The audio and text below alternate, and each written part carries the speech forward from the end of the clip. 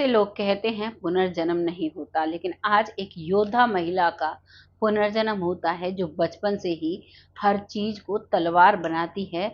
और उन्हीं जो उसका प्रैक्टिस का तरीका था पिछले जन्म में, जिस तरीके से वो युद्ध में लड़ती है, उसी तरीके से चाहे उसके हाथ में डंडा मिल जाए उसे, या फिर कोई भी नुकीली चीज मिल जाए तो उसी से उसी तरह करने लगती। उसके जब माँ बाप इस चीज को देखते हैं तो वो बहुत परेशान होते हैं और बहुत जगह उसे दिखाते हैं, पीर, फ़कीर, मंदिर, मस्जिद सब जगह उसे दिखाते हैं, लेकिन उसको कहीं भी कोई आराम नहीं मिलता है। ये एक ऐसे पुनर्जन्म की कहानी है जिसमें एक महिला जो कि पिछले जन्म में एक सिख परिवार में एक सिक्योरिटी इंचार्ज होती है एक राजमहल में। नमस्कार, मैं महक चौधरी। इस कहानी को पूरा जानने के लिए आपको इसके अंत तक हमारे साथ बना रहना होगा। आज की जो कहानी है ये बिहार के गया के एक छोटे से परिवार की कहानी है। यहाँ पर एक महिला होती है जिसका नाम होता है शारदा, जो कि बहुत ही निपुण है शस्त्र विद्या में, जबकि उसके परिवार में कोई भी कुछ भी ऐसा नहीं जानता है। तो शुरू करते हैं इनके बचपन से। बचपन में जब ये बच्ची पैदा होती है तो इसके शरीर पर एक बहुत बड़ा निशान होता है। वो बहुत बड़ा निशान दरअसल इसकी पीठ में होता है, जहाँ पर हमारी किडनियाँ होती हैं, वहाँ पर इसका निशान होता है। और उस निशान के साथ ये पैदा होती है। उस निशान से खून बहता हुआ ये पैदा होती है। माता-पिता बहुत परेशान होते हैं और इसको डॉक्टर को दिखाते हैं। दरअसल इसका जो जन्म हुआ था वो घर पर ही हुआ था, क्योंकि हमारे परिवारों में आज तो बहुत परंपराएँ चेंज हो गई हैं, लेकिन पहले दाइयाँ घर पर आया करती और बच्चे का जन्म घर पर ही करा दिया करती थी। आज तो हर व्यक्ति हॉस्पिटल में जाता है अपनी पत्नी को लेकर, या अपनी बहन यानी महिला कोई भी अगर किसी बच्चे को जन्म देती है तो उसे सीधा हॉस्पिटल ले जाया जाता है। और एक तरीके से ये सही भी होता है, क्योंकि हॉस्पिटल में बहुत सारी चीज़ों का ध्यान रखा जाता है, सफाई का ध्यान रखा जाता है और बहुत अच्छे से जो डिलीवरी होती है उसे कराया जाता है। आम तौर पर घरों में अब इस चीज़ को सुरक्षित नहीं समझते, लेकिन पहले जो बच्चा पैदा होता था वो सभी घरों में घर पर ही दाइयाँ ही पैदा कराया जाया करती थी। और उस समय जो बच्चा पैदा करने में महिलाओं की जो मृत्यु दर थी वो बहुत ज़्यादा थी। यही कारण था कि उनको नॉलेज तो बहुत हुआ करती, लेकिन जो बच्चा पैदा करने के साथ-साथ और ज़्यादा कॉम्प्लिकेशंस आते हैं, उनको वो नहीं समझ पाती थी। आज साइंस बहुत आगे बढ़ गया है। आज तो महिलाओं का अल्ट्रासाउंड होता है, उसमें अंदर की बच्चे की स्थिति पता चल जाती है कि बच्चा सीधा है, आड़ा है या जो भी है, और डॉक्टर्स उसका पता लगाकर नॉर्मल बच्चा होता है तो ठीक है, नहीं तो सिज़ेरियन बच्चे को पैदा किया जाता है। जिससे जो जच्चा जो थी, वो मृत्यु दर जो रेट है वो बहुत कम हो गया है। तो उस दौरान ये बच्ची घर पर ही जन्म लेती है और जब इसको ये घाव आता है तो इसको हॉस्पिटल ले जाया जाता है। वहाँ के सरकारी हॉस्पिटल में ले जाया जाता है, क्योंकि ये जो कहानी आज मैं आपको बता रही हूँ, आज ये महिला इस दुनिया में नहीं है, बहुत बुज़ुर्ग हो गई और ये चली जाती हैं। इनकी जो पोती है उन्होंने ये कहानी हमें लिख कर भेजी। वो ये कहानी सबको बताया करती थी। वो जब पैदा होती हैं तो उनके शरीर पर काफ़ी निशान होते हैं और एक बहुत गहरा घाव उनकी पीठ में होता है। अब वो उस घाव के साथ धीरे-धीरे बड़ी होती है, लेकिन बचपन से ही उसके देखने का तरीका बिल्कुल ऐसे था जैसे कोई योद्धा देखता है। बहुत ही एक जैसे छोटे बच्चे होते हैं, चंचल होते हैं, लेकिन वो उस तरीके से नहीं थी। उसकी नज़रों को देखकर ऐसा लगता था कि मानो इसको जीवन का कितना एक्सपीरियंस है, कितना अभाव है, कितना पता है कि किसको कैसे देखना है। एक छोटी बच्ची जब इस तरीके की हरकत करती है तो माता-पिता को डर लगता है। वो सोचते हैं हमारी बेटी कैसी रहेगी बड़ी होकर, पता नहीं क्या होगा। लेकिन धीरे-धीरे वक़्त के साथ वो बच्ची बड़ी हो जाती है। साधारण-सा परिवार था। लड़की जब वो 1.5 साल की होती है तो वो बोलना, चलना शुरू करती है। जब वो चलने लगती है तो जो उसे तिनका मिल जाए या फिर कोई डंडा मिल जाए या फिर घर में सब्जी काटने वाला कोई चाकू या फिर कोई भी धारदार हथियार कुछ भी मिल जाए, उसी को उठाकर वो इस तरीके से प्रैक्टिस करने लगती जैसे एक योद्धा युद्ध में जाने से पहले प्रैक्टिस करता है। इस चीज़ को देखकर वो बहुत हैरान हुआ करते, क्योंकि इस परिवार में ना कोई टीवी था, ना ही इनके ज़्यादा ऐसे लिंक थे कि भाई कोई दादी-नानी की कहानियाँ इसने सुनी हो, उनका प्रभाव हो। इस बच्ची को देखकर गाँव वाले भी बहुत हैरान हुआ करते कि इतनी छोटी बच्ची इस तरीके से कैसे प्रैक्टिस करती है। वो ज़्यादा लोगों से बात नहीं करती थी, बस लोगों को उस नज़र से देखती कि सामने वाला डर जाया करता। माता-पिता उसके इस स्वभाव से वंचित नहीं थे, वो सब कुछ जानते थे कि हमारी बच्ची बचपन से ही ऐसी है। और इसी चीज़ को देखते हुए वो बड़ी हो रही थी। अब एक पड़ोसन आती है और वो जैसे ही आती है, उस पड़ोसन का स्वभाव थोड़ा ऐसा था जो चुगलियाँ करती हैं, इधर की बात उधर, उधर की बात इधर। और वो बच्ची महज़ अब 2 साल की हुई थी और वो जैसे ही उसे देखती है, तो वो उसे ऐसे देखती है मानो किसी शत्रु को देख रही हो। उसकी माँ देखती है और कहती है, "बेटा, ये तुम्हारी ताई है, तुम इसे नमस्ते करो, प्रणाम करो और ऐसे नहीं देखते, तुम छोटे हो, बड़ों की रिस्पेक्ट करनी चाहिए।" अपनी भाषा में वो उसे समझाती है, लेकिन वो बच्ची उसे घूरती हुई अंदर चली जाती है।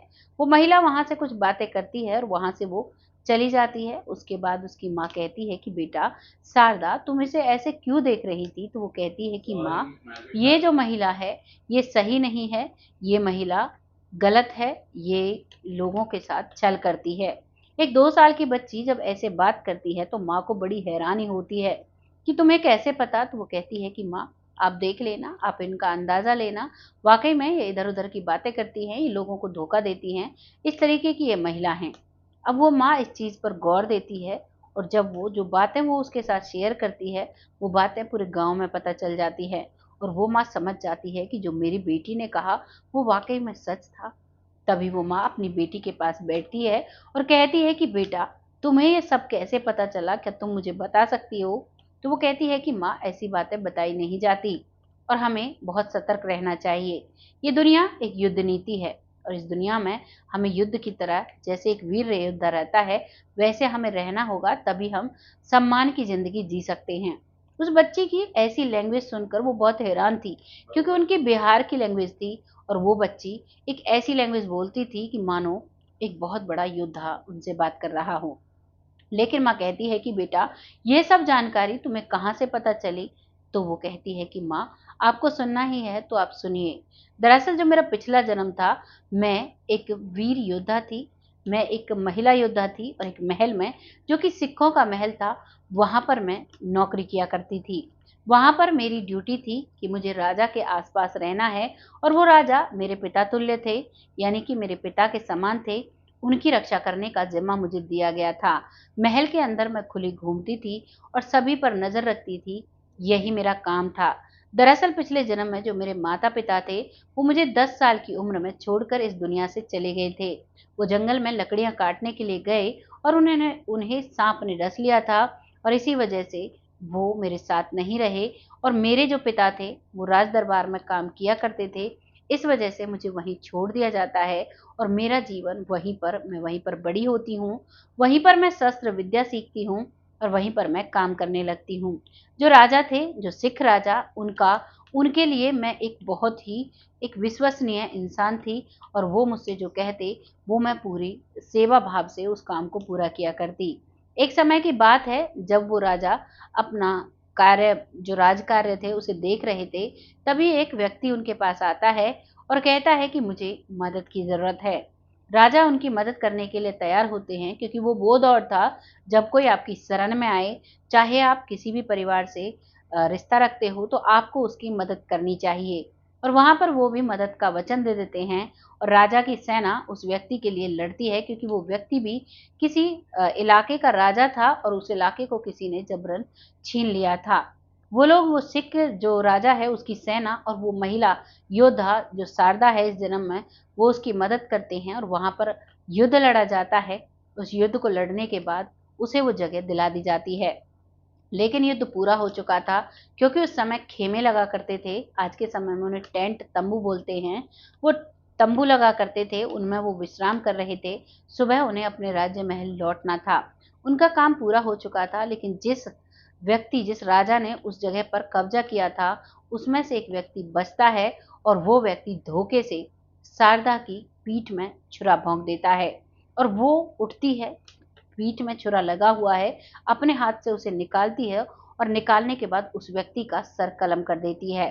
और उसको जब उसका अंत समय था तो वो मन में यही सोचती है कि जो राजा ने मुझे कार्य दिया, वो मैंने पूरा किया और ये मेरा जीवन है जो वो यूँ ही नहीं गया, वो राजा की सेवा में ही गया है। इस चीज़ की उसे संतुष्टि थी लेकिन मरते मरते वो कहती है कि मुझे हमेशा ऐसे ही जिंदगी चाहिए, मुझे फक्र से जीना है और जो मुझे दिया जाता है कार्य वो मुझे फक्र से पूरा करना है। यही बात सोचती हुई वो इस दुनिया से चली जाती है। वो जब अपना शरीर छोड़ रही थी तो वो अपने शरीर को साक्षात देखती है। देखने के बाद वो हवा में विलीन हो जाती है और वहां के बाद उसे बिहार के गया जिले में जन्म मिलता है, उस मध्यम वर्गीय परिवार में। वो माँ पूरी बात सुनती है और उस माँ के रोंगटे खड़े हो जाते हैं। वो माँ हैरान थी कि इतनी बड़ी योद्धा का जन्म मेरे घर में हुआ है, मेरे भी कुछ अच्छे कर्म होंगे। और उसी दिन से वो माँ उसे बड़े ही प्यार से और बहुत अच्छे से रखने लगती है। उसे कोशिश करती है उन चीज़ों को सिखाने की जो वो सीखना चाहती है, और वो वैसे ही बिल्कुल एक मर्दानी औरत बनती है, बड़ी होती है, और ऐसे ही पूरे गांव में उसके चर्चे हो जाते हैं। सभी उन्हें बहुत अच्छे से जानते हैं, लेकिन उसका जो जीवन था इस जन्म में बहुत ही सामान्य जीवन रहा। वो उनकी शादी होती है बिहार में ही, एक दूसरे गांव में उनकी शादी होती है। शादी होने के बाद बच्चे पैदा होते हैं और अपने जो जीवन का कार्य होता है, जो उसके कर्तव्य होते हैं, उन सभी को निष्ठा से कंप्लीट करती है। और कुछ ही समय पहले वो इस दुनिया से जा चुकी है। ये कहानी थी श्रद्धा की। आपको कैसी लगी कमेंट सेक्शन में ज़रूर बताइएगा। यहाँ पर ये बात स्थापित होती है, ये बात सच होती है कि वाक़ई में एक व्यक्ति का पुनर्जन्म तो होता है, और 98% लोगों को ये बात एहसास भी है, पता भी है कि हाँ, पुनर्जन्म होता है। लेकिन इनमें से कुछ लोग नहीं मानते हैं और कुछ लोगों को एहसास ही नहीं है कि वाक़ई में पुनर्जन्म होता है।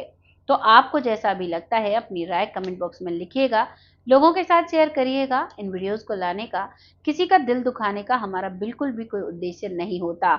हम आप लोगों को सिर्फ अवगत कराना चाहते हैं इन चीज़ों से, जो चीज़ें हमारे आसपास होती हैं। क्योंकि आज के व्यक्ति को सिर्फ पैसे की भूख है। पैसों के सामने ना तो वो अपने रिश्तों को देखते हैं, ना ही वो किसी का मदद करने की सोचते हैं, क्योंकि पैसे उनको चाहिए। इस पैसे के लिए वो लोगों के साथ धोखा करते हैं, लोगों को मारते हैं, लोगों की पीठ में छुरा भोंकते हैं, बहुत गलत गलत काम करते हैं। तो इसीलिए पैसा आपके साथ नहीं जाएगा, क्योंकि आपने सिकंदर का नाम सुना होगा, जिसने दुनिया जीती थी। अंत समय में उसने महसूस किया, वो लोगों को संदेश दिया कि इंसान के कफन में कभी जेब नहीं होता। इंसान चाहे सुई को ऊपर ले जाना तो वो उसे भी नहीं ले जा सकता। मैंने दुनिया जीती है, मुझे कुछ भी नहीं मिला। इंसान के साथ जाते हैं तो उसके अच्छे कर्म और उसके बुरे कर्म, सभी का लेखा जोखा उसके साथ जाता है। इसीलिए जिंदगी में अपनी में ऐसे कार्य करें जिनके लिए आपको फक्र हो, आप सबसे गर्व से कह सकें कि मैंने ये काम किया है। कोई भी गलत कार्य अपने जीवन में ना करें, अपने जीवन को एक बहादुरी से जिएं, बहुत अच्छे से, बहुत शान से जिएं।